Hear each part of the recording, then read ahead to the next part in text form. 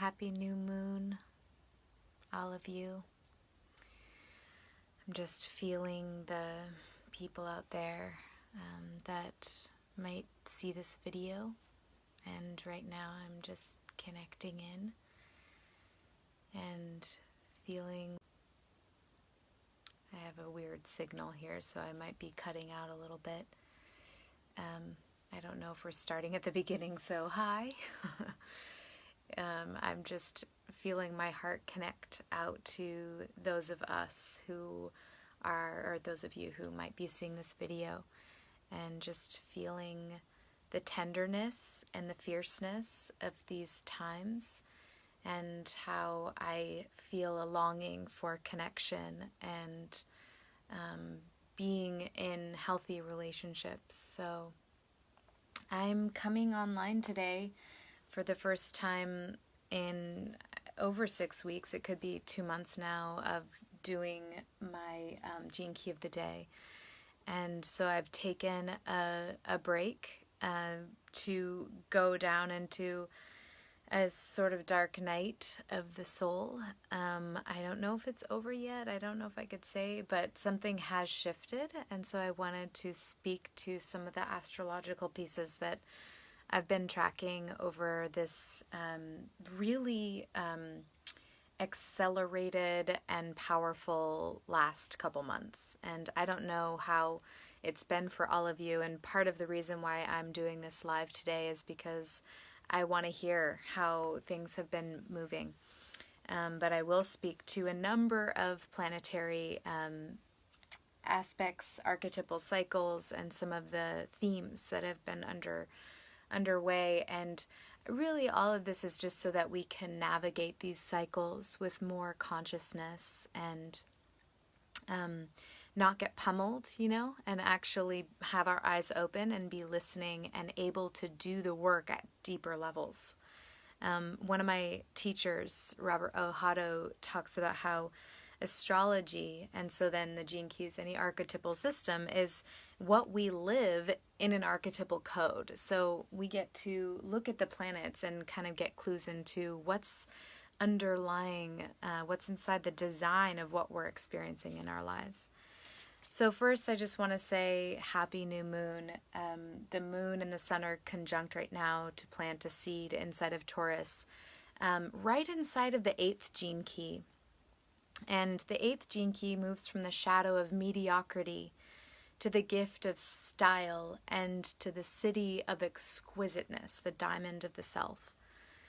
And part of this is working with our human tendency to be wrapped up and maybe even very much culturally. I know I can speak to American culture, to be wrapped up in image and self-image and worrying about what people think about us. And a lot of this is really challenging the status quo. A lot of the gift in this is challenging the status quo of how we feel like we have to show up, and kind of breaking out of some of those expectations. And I know that that's also a liberty, and a privilege to be able to operate at that level of getting to make those choices, and that there's many people in society that don't really have the liberty to just decide how they want to express themselves, due to they might lose their job, or they might actually be endangered. And so there's a lot of, just acknowledgement. I just want to say, this doesn't always speak to everyone. And part of what I want to talk about today with Saturn is how Saturn and Pluto in Capricorn is so much about breaking down these systems and structures of society that keep people oppressed, from the liberty of being able to just live their lives, and be in the stream of their unique self. So I just had to preface that and, go into where can we acknowledge where we maintain the status quo by how we play into the image. Like, there's one thing, like I put on my earrings, I wanted to wear my beautiful earrings, and like I put on some eyeliner because, hey, we're in Taurus, and this is actually conjunct my North Node. And so, like, there's something to be said about beauty, and that I think can be style, right? We show up and we wear what we want to wear, and we express ourselves. But where then are we trapped to those images? And where am I, like, negotiating my value through that image of how I'm showing up? So the creative rebel, that's where this new moon is in. And thanks, Lynn. Yeah, it's nice to see you all here. So you may notice like things slowing down a little bit. I don't know. There's some, with the sun and moon in Taurus. And now, actually, today we're celebrating Uranus entering into Taurus. This is huge. Uranus is one of those outer, slower moving planets that takes 88 years to make an orbit around the zodiac, and it was 7 years in the sign of Aries.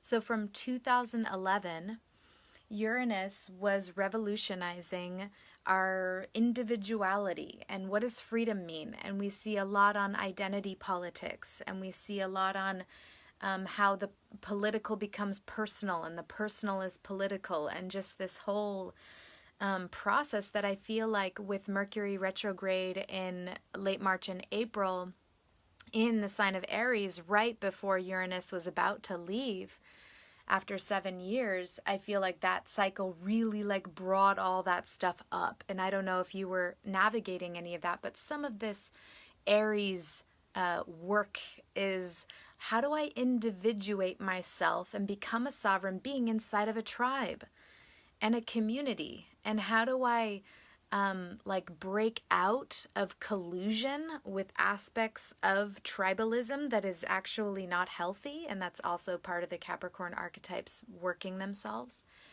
And then maintain and like reference my individuality and be a pioneer and move forward into maybe some unknown terrain and take risks and lose friends and all of that. But then also reference back to the tribe and be of service inside of the tribe. So Aries, I feel like, is always, we're always working in polarity. Aries is always going to be working with Libra. So how do I how do I free myself and then be in service to my people? So yeah, that's something that a friend, I wanted to speak to this. A friend recently told me about one of her teachers, Desiree Lynn Attaway, who's talking about liberatory relationships. And I feel very much like I am prioritizing relationships that are of a liberatory nature, that we're here to actually love each other, yes, support each other, yes, but challenge each other and hold each other accountable where we need to be. And that's also some of this Capricorn energy. I'm going to keep referencing back to that because, and we'll go in for a deeper dive. Yes, totally, Robin. I feel you on this journey of sacred activism. And I'm going to read an Andrew Harvey quote that my friend Ishka posted in a little bit that I saw, Robin, you commented on that post. But just to come back to Uranus, traveled 7 years in Aries and working this like freedom and individuality. And now today, after 7 years, it's 0 degrees Taurus right now.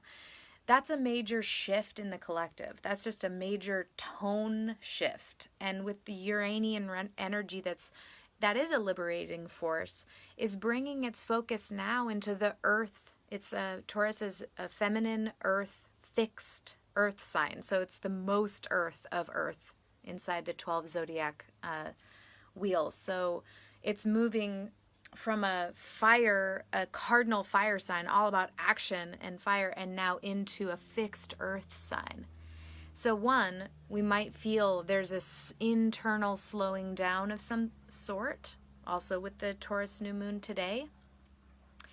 But this is bringing about a deeper, longer cycle and revolutionizing our ecology, our interconnectedness with nature. We might see what's the word I'm thinking of? Innovation of new forms of technologies to bring about free energy, and they're already existing. So maybe more free energy moving into the system. How are we? Because Taurus is about resources, and so in a sense, like food production and technologies to help equalize and create more balance inside of our ecology. Values. How are we revolutionizing our values as communities? Like, I know that my community is like experiencing a major shift in values and awakening of latent values that just weren't being focused on. And so that's exciting. This is a really big moment. And so I wanted to, honor Uranus's passage into Taurus. So I want to now focus on how Chiron, just a matter of weeks ago, entered after its 7 years in Pisces, entered into Aries. You may have seen stuff about this online if you track astrology, because it happened on April 17th, the day that Saturn went retrograde in Capricorn. Chiron ingressed into Aries, which I did a whole episode a couple months ago on that stitch between Pisces and Aries, and the wounded healer coming into this archetype of Aries.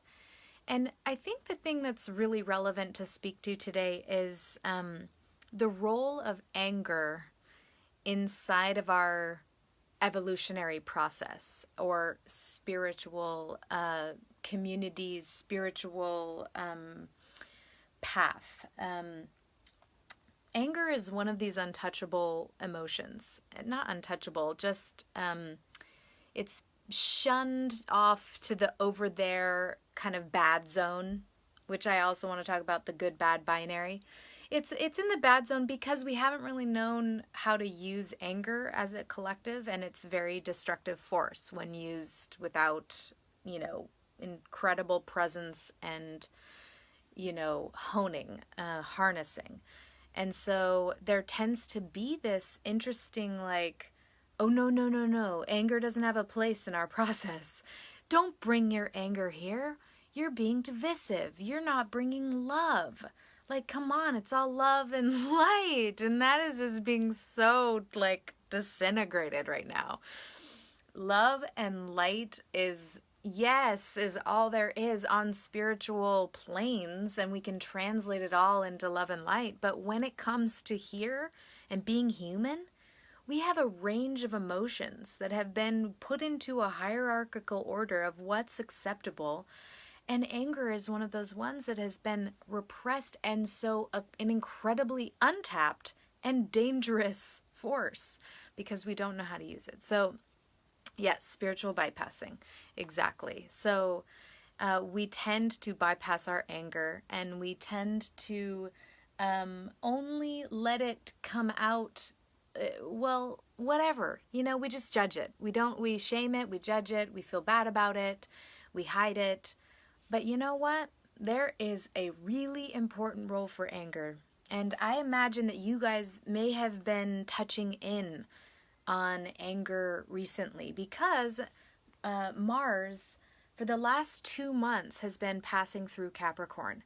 So all of the deep work of Capricorn, of challenging structures of society, systems of power, looking at all of the ways of shadow Capricorn that we've been given these tasks and like consequences and working this shadow. Mars has been transiting and conjunct Saturn and then conjunct Pluto through Capricorn. And I feel like there's just been this real, like, big lessons around the role of rage, how to work with it. And I had this experience about a week or two ago. It was when Mars was conjunct Pluto.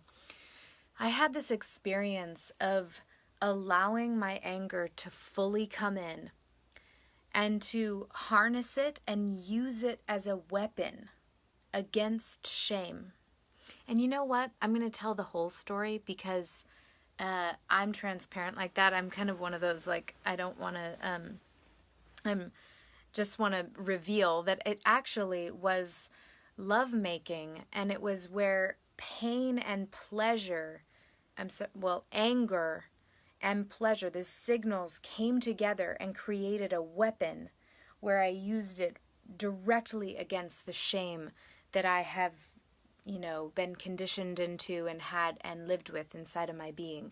And it was one of the most powerful moments of using anger as a weapon against something that needed to go, and having a boundary and saying, no, you don't get to live in my body anymore. There's moments for that. There's moments to draw lines, call it like it is. And so I just feel this, I want to speak to that. I feel like it's Chiron entering into Aries and following the footsteps of Uranus in Aries for the last 7 years, and bringing some deep healing to those spaces that have been shaken up. And Chiron will put us in touch with whatever residual pain is still there, but gives us this opportunity to really heal in those areas and to kind of get down into some even more like practical bridge of the soul into the human. Chiron is so much of a bridge like that, and it's usually via these edges of our being that tend to be uncomfortable. But here we are on this incredible path of the sacred activist, the sacred pioneer, and the sacred role of anger. Anger as a muse. I love that. I mean, I watched a documentary about Beyonce, and she said that every time she gets on stage, like backstage before she goes on, she gets angry. She channels anger into her being and then gets up there so that she can be big and powerful. So I also want to say that it's very important, love is absolutely the source of everything. And Chiron's in the 25th gene key of universal love.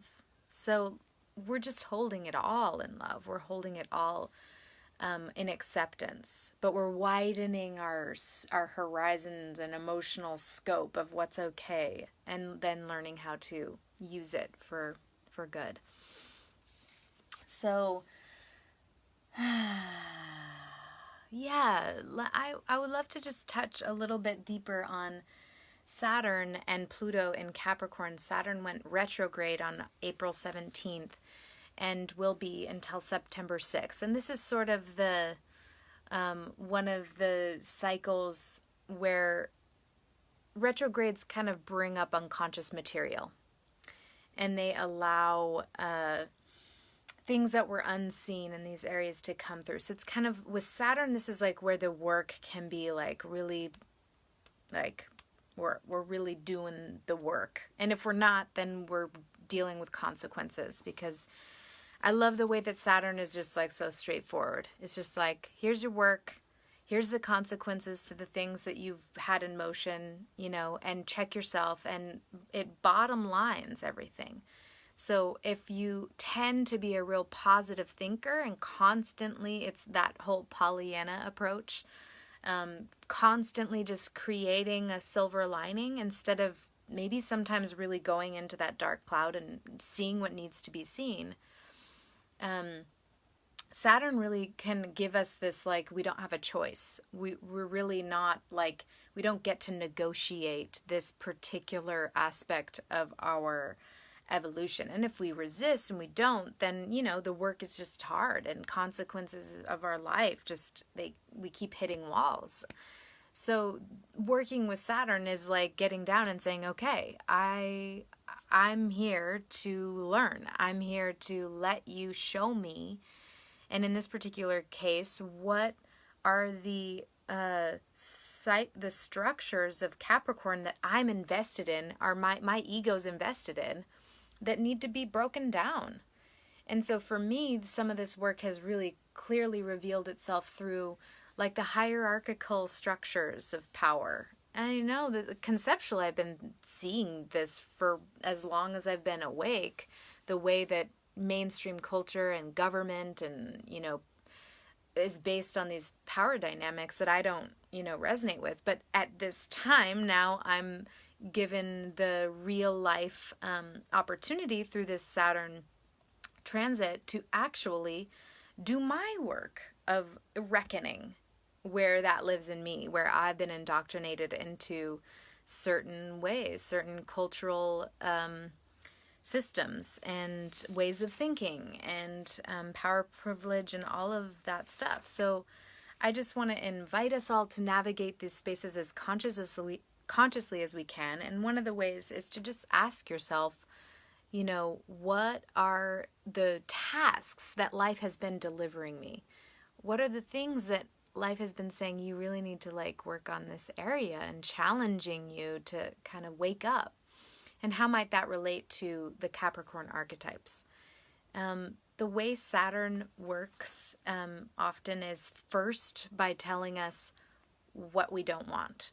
So it'll come through and it'll deliver in our lap some of the karma, and it'll show us the things that aren't working. And then we're given this choice of how we respond to that. It's like fate and destiny. We're given our fate. We're given this oh shit, this area really needs to be worked on. And now I have a choice of what I'm going to do with that. And so that's how we're shaping our destiny through Saturn, giving us a karmic harvest of sorts. So I just wanted to presence Saturn and its deep work, and I continually want to spend more time with that as it's in Capricorn for the next 2+ years. It's in the 58th gene key right now, from dissatisfaction to vitality and bliss. And so just noticing where we want to seek outside for the relief of change. And maybe there's just a deep turning inwards of how can I take responsibility of the change? And I just want to note here that all of this is going to ping people, and not only in just different ways based on our history, culture, race, class, where we are, what's the context of our lives, our family history, but also from our birth charts, what house placements are these in? If Saturn is, for me, Saturn is in the second house. And so it's transiting Jupiter. You know what? I did that wrong. Jupiter's in the second house, transiting Saturn. Basically, what I mean to say, Saturn is down on my IC. It's down on my roots. And so for me, this Saturn transit's very deep of breaking down familial structures in the way that I was designed through my lineage. And for other people, it may be working itself more in the career zone and be less of a deep emotional process and maybe more of an outward process of shifting things in your career and watching the way that things are showing up publicly. So if you're curious about house placements and such, just contact me, and I love to sit with people and your astrological charts too. And houses are my favorite because it shows us the terrain of our lives that this stuff is happening in, and it can be really helpful. And Saturn is following the footsteps of Pluto. I keep talking about that, but it's Pluto comes through and since 2008 has been ventilating the shadow inside the Capricorn archetype particularly. And so now Saturn's coming to, reap the karma, as I've been saying. And what was I going to say there? I wanted to speak to Pluto being in the 61st gene key. My key word, in the last 2 months, has been dismantling. And I feel like Pluto is a major dismantler. And with the, being in cahoots with Saturn, I feel they're really good at dismantling stuff and showing us the bottom, okay, what's real here? What's actually happening? What needs to go? And so with the 61, we're dealing with the shadow of psychosis to the gift of inspiration and the city of sanctity. And this one, to me, is just forever is the breaking out of the psychosis of binary thinking and the mental frameworks that, we have in our minds, and the way that life force energy and creativity gets blocked by all of our, fractured mind and this basic, like, it's not even real. The facade, the construct of how we live in a world that our mind has created, and we think that that's the world. And it's such it inhibits our creative flow and our natural essence so much. So with Pluto in 61, I feel so much of this dismantling of psychosis. And to do that, it puts us into contact with our psychosis. And it puts us into contact with binary thinking.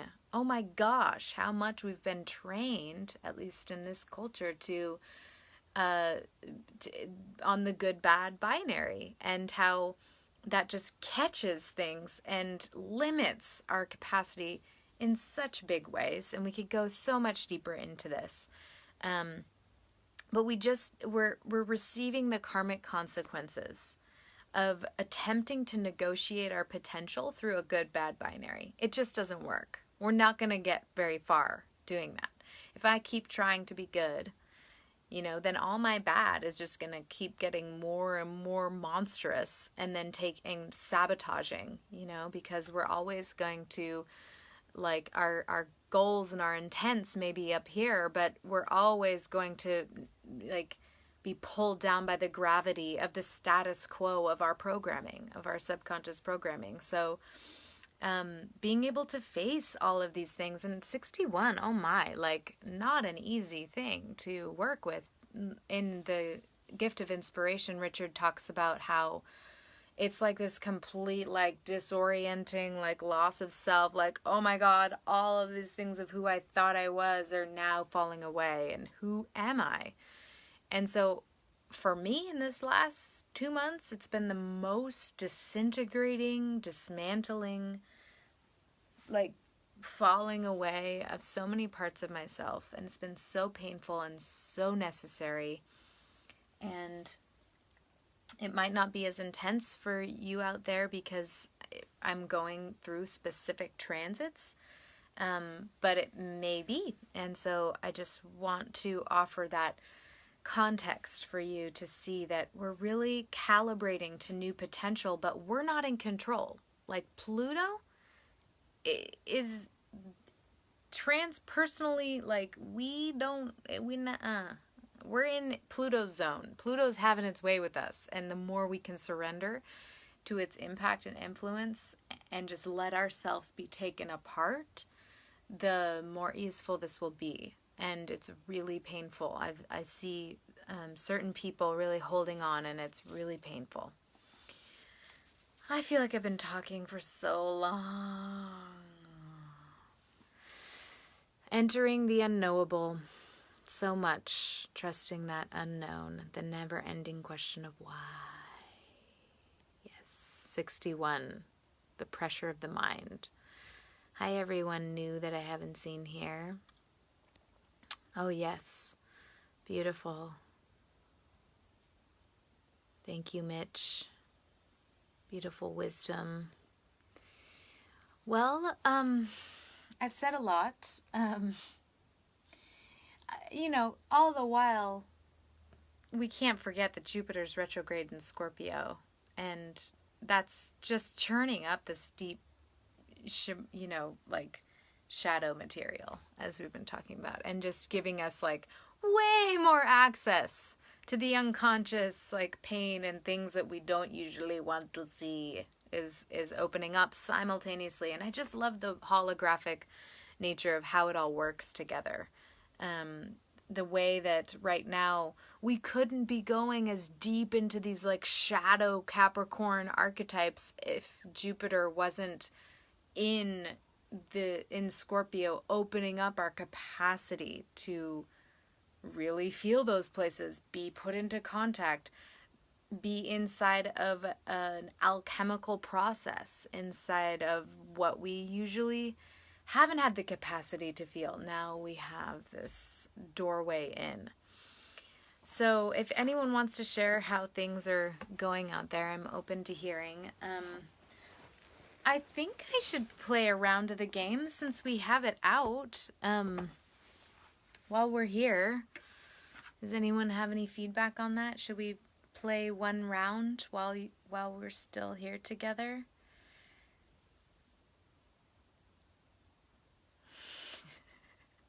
Yes, you're privileged to have a washer and dryer in your house. And working out what our inner washer and dryer, what that is. How do we negotiate our vulnerability? Because being dirty laundry is usually wrapped in shame. And to expose our dirty laundry means we have to be vulnerable enough to expose our shame.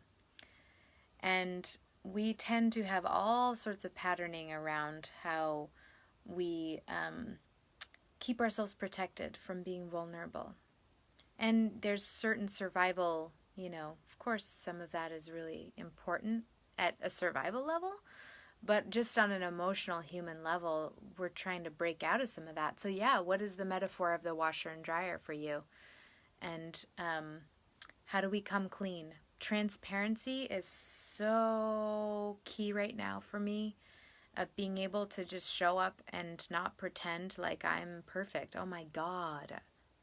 That's such a toxic part of society, is constantly feeling like we have to show up, especially in a role of leadership, that we're like somehow perfect. That's yucky. Yes. Integrity is one of my key words right now. Integrity, accountability, dismantling, transparency. All right, loves, I'm going to roll the dice here. And we're going to see what kind of, what planet is wanting to give us another message for this new moon in Taurus, this beautiful moment in time of seed planting. Yeah, maybe we make this about it's a collective seed planting. I hope I have your consent. Saturn! Oh yeah, it's backwards for you guys. Saturn. How perfect. Saturn in the 58th gene key of vitality, and in Capricorn. It's now retrograde, so I'm going to pull a card on our contemplation. This is perfect. So this is a part of our seed planting for this new moon. Saturn, get real. Okay.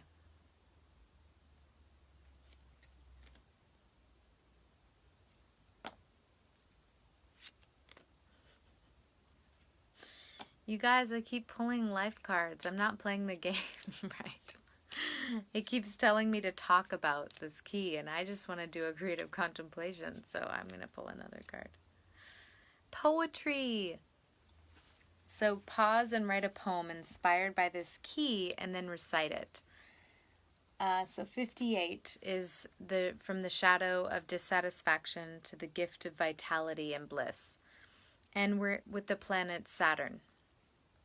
So being devoted and dedicated to how we need to adjust our lives to be connected to more vitality.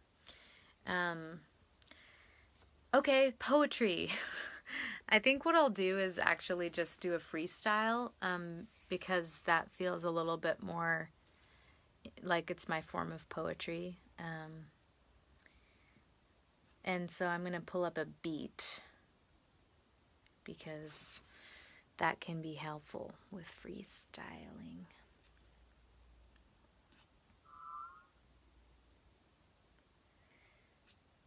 Sorry for the pause. Okay. Saturn in 58. Okay, I've got my little beat here. Okay. You wanna test me? I'm being tested by my own head. I am pressed in by the constraints of this gate into more integrity, yeah. I gotta shift my mind to be free. And if I'm gonna have more vitality, I'm gonna need to have a free mind. Clear of all the bullshit trying to pull me into the future, trying to tell me it's not as it should be, but I know that in some places it's not. So I am being tested, how to walk through this life, how to grab myself from the pushing and external pressure to be somehow different than I am right now. And maybe this vitality has some power to break down the structures. There's so much force left behind the mind's web of delusions, caught up in collusions with power structures that are not refusing, or are refusing to keep our liberty in line. So we gotta claim it for ourselves, and those who don't have the voices, we gotta claim it for ourselves. So Saturn is testing our ability to be legitimately present, showing up to what is in our lives, and how we can channel our vitality through those gates and call to accountability, call our power back from the status quo, and use it to dismantle what is no longer showing us what is true. That's my little poetry thing for you. Oh goodness, it's so vulnerable to come out and just be open and in the flow and then the stream together. So thank you all for being here today. That was our collective prayer, seed intention for the new moon in the gift of style and the city of exquisiteness with the shadow of overcoming mediocrity. I feel like I had one more thing. That's right. I want to read this quote as a goodbye and a thank you. This is an Andrew Harvey quote, and he's into sacred activism. He coined the term and has an institute. Okay, so a spirituality that is only private and self-absorbed, one devoid of an authentic political and social consciousness, does little to halt the suicidal juggernaut of history. On the other hand, an activism that is not purified by profound spiritual and psychological self-awareness is rooted in divine truth, wisdom, and compassion, will only perpetuate the problem it is trying to solve, however righteous its intentions. When, however, the deepest and most grounded spiritual vision is married to a practical and pragmatic drive to transform all existing political, economic, and social institutions, a holy force, the power of wisdom and love in action, is born. This force I define as sacred activism. And this really is what I can describe to be the movement that's happening inside of myself, and so many of the meta-narratives of some of these transpersonal planets that are teaching us how to come awake in the social world, come awake in the spiritual world, and how to bridge those two. Thank you for being here. You guys are so nice. Oh, yay, it's good to see you all. If you're just catching this at the end, then you missed quite a lot of info and you might want to go back and read it. You can support me on Patreon. I have a Patreon for Gene Key of the Day. And we have these games actually are for sale. It's actually like a game that you can play, and it has a rule book and calendars and all sorts of wonderful stuff on our Gene Keys website. So much love to you all. Yeah, you just joined. I've been on for like 45 minutes, I think. So much love, yes, and I'll see you on the other side. As these seeds of the new moon have been planted, and the new moon will show some kind of cultivation of some climax of whatever it is that we just planted together and what you're putting in the ground yourself. Much love.